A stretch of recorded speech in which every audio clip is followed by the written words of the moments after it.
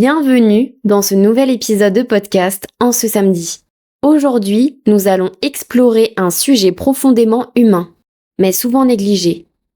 L'autosabotage dans les relations amoureuses. L'autosabotage peut se manifester de différentes manières. Des comportements répétitifs qui éloignent l'autre, des doutes permanents ou encore une incapacité à accepter l'amour qu'on nous offre.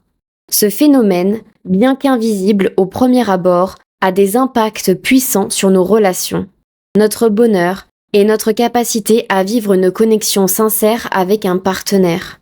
Alors pourquoi parler de cela aujourd'hui ? Parce que souvent, ce ne sont pas nos partenaires qui détruisent nos relations, mais nos propres peurs, nos mécanismes de défense et notre inconscient. Comprendre ce fonctionnement est une étape clé pour bâtir une vie amoureuse plus épanouie.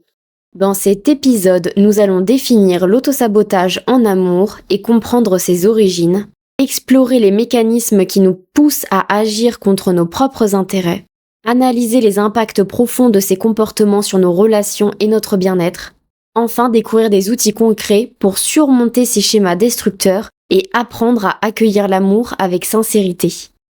Qu'est-ce que l'autosabotage en amour ? L'autosabotage, c'est l'ensemble des pensées et des comportements qui, consciemment ou inconsciemment, nuisent à notre propre bonheur. Dans les relations amoureuses, cela se traduit par des actions ou des attitudes qui, au lieu de renforcer la relation, la fragilisent.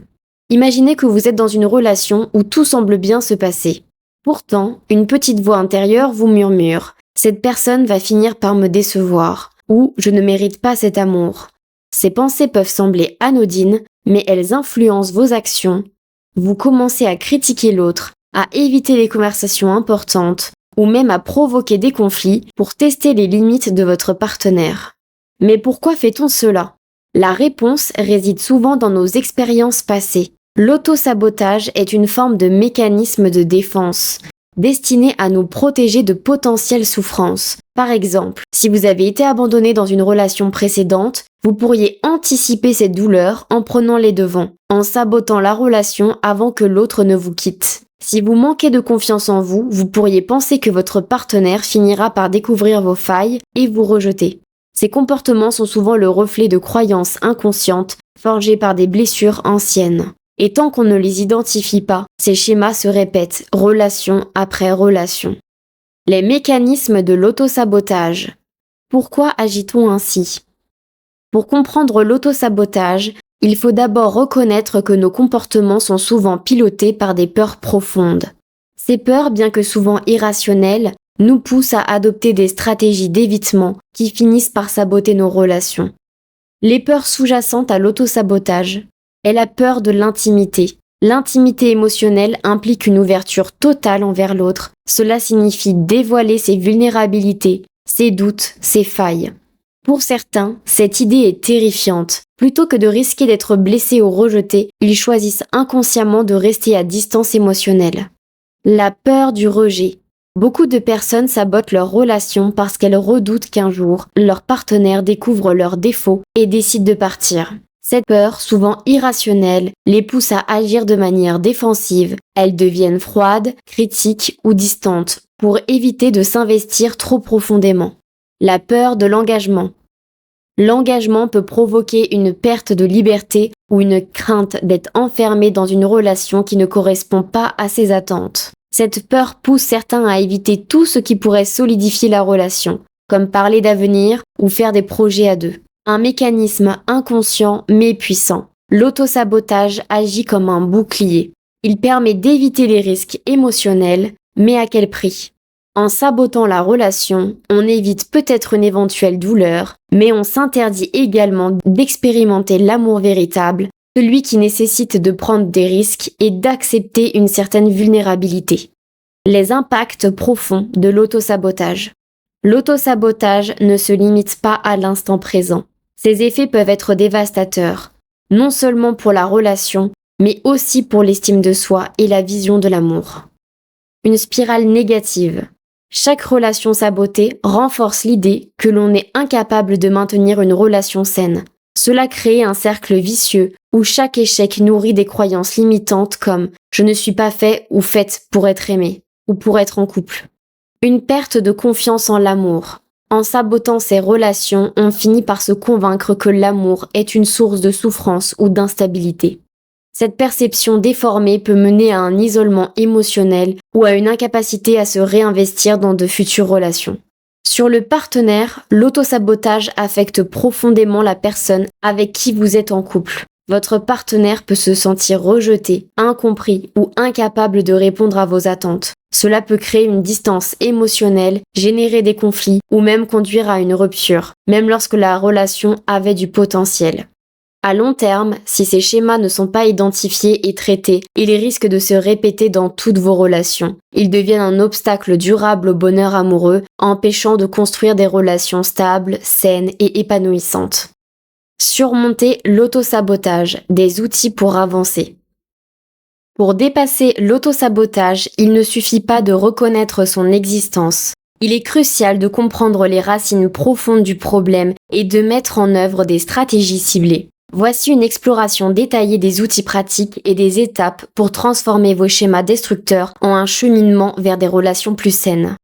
Identifiez et acceptez ces schémas d'autosabotage. Observez ces comportements répétitifs. Prenez un moment pour réfléchir aux schémas qui reviennent souvent dans vos relations. Posez-vous les questions suivantes. Qu'est-ce qui m'a poussé à rompre dans mes relations passées? Quels comportements ou pensées ont éloigné mes partenaires? Ai-je tendance à fuir, éviter ou provoquer des conflits sans raison claire? Tenir un journal des émotions. Consignez vos pensées et émotions dans un carnet après chaque interaction importante avec votre partenaire. Cela vous aidera à repérer les moments où vos peurs prennent le dessus. J'ai ressenti une envie de changer de sujet quand elle a évoqué l'idée d'emménager ensemble. Pourquoi est-ce que je sens ce blocage? Quand elle a mentionné son ex, j'ai ressenti une pointe de colère. Est-ce que je me sens en insécurité ou menacée? Acceptez sans jugement, une fois que vous identifiez vos schémas, évitez de vous blâmer. L'autosabotage est souvent une réponse à des blessures profondes. Remplacez le jugement par de la compassion envers vous-même. Par exemple, au lieu de penser « je suis incapable d'avoir une relation saine », dites-vous « je fais de mon mieux avec les ressources que j'ai, mais je peux apprendre à faire autrement ». Comprendre les racines profondes. Guérir les blessures de l'enfance ou des relations passées. Explorer les expériences fondatrices. Beaucoup de nos comportements auto-saboteurs trouvent leurs origines dans des expériences de l'enfance ou des relations précédentes. Pour cela, prenez le temps de réfléchir aux questions suivantes.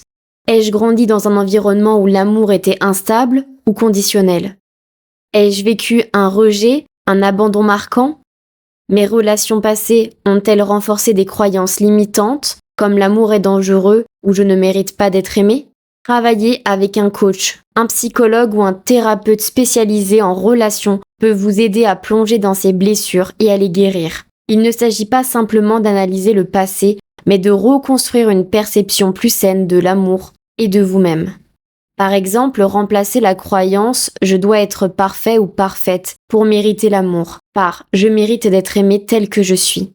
Pratiquer la reparentalisation. Cette technique consiste à répondre aux besoins émotionnels que vous n'avez peut-être pas reçus dans votre enfance. Par exemple, si vous ressentez de l'insécurité émotionnelle, apprenez à vous rassurer intérieurement en disant « je suis là pour moi, je vais m'écouter et me protéger ». Améliorer la communication avec son partenaire. Exprimer ses peurs et ses besoins. Souvent, l'autosabotage découle de peurs que l'on garde pour soi. Partager vos insécurités peut désamorcer les tensions. Par exemple, j'ai parfois peur que tu m'abandonnes et cela me pousse à me renfermer. Je travaille dessus, mais j'ai besoin que tu sois patient ou patiente. Cette transparence permet à votre partenaire de comprendre vos réactions et de vous soutenir. Pratiquez l'écoute active. L'autosabotage peut entraîner des malentendus. Pour éviter cela, entraînez-vous à écouter sans interrompre, même lorsque vos émotions sont fortes. Par exemple, reformulez ce que votre partenaire dit. Je comprends que tu te sentes frustré quand je me ferme. Je vais travailler dessus. Instaurez des moments pour parler tous les deux. Réservez un moment chaque semaine pour discuter ouvertement de vos ressentis dans la relation. Ce cadre régulier peut vous aider à aborder les tensions avant qu'elles ne deviennent des conflits. Renforcer l'estime de soi, un socle essentiel. L'autosabotage en amour est souvent lié à une faible estime de soi. Si vous ne vous sentez pas digne d'amour, il est naturel de douter de vos relations. Renforcer votre amour-propre est donc une priorité. Pratiquez la gratitude envers soi-même. Fixez des limites saines. L'autosabotage peut aussi se manifester par une incapacité à poser des limites, par peur de ne pas être apprécié.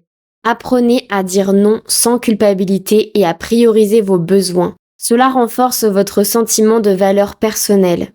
Faire des activités valorisantes. Investissez du temps dans des activités qui renforcent votre confiance en vous, comme apprendre une nouvelle compétence, pratiquer un sport ou vous engager dans des projets créatifs. Apprendre à tolérer l'inconfort émotionnel. L'autosabotage est souvent une réaction impulsive à des émotions désagréables comme la peur ou l'anxiété. La pleine conscience vous aide à observer ces émotions sans y réagir immédiatement. Par exemple, lorsque vous ressentez le besoin de provoquer un conflit, prenez une minute pour respirer profondément et posez-vous la question « Est-ce que c'est ma peur qui parle ?» Adoptez la technique du temps de pause. Quand vous sentez que vous êtes sur le point d'agir sous l'impulsion d'une émotion forte, accordez-vous un temps de pause avant de réagir. Dites simplement « J'ai besoin de quelques minutes pour réfléchir avant de continuer cette conversation ». Apprendre à vivre avec l'incertitude. L'amour implique toujours une part d'inconnu. Au lieu de chercher à tout contrôler, entraînez-vous à accepter que certaines choses sont imprévisibles. Vous pouvez vous répéter « Je ne peux pas garantir que tout ira bien, mais je choisis d'essayer avec confiance ». S'engager dans un processus de changement progressif.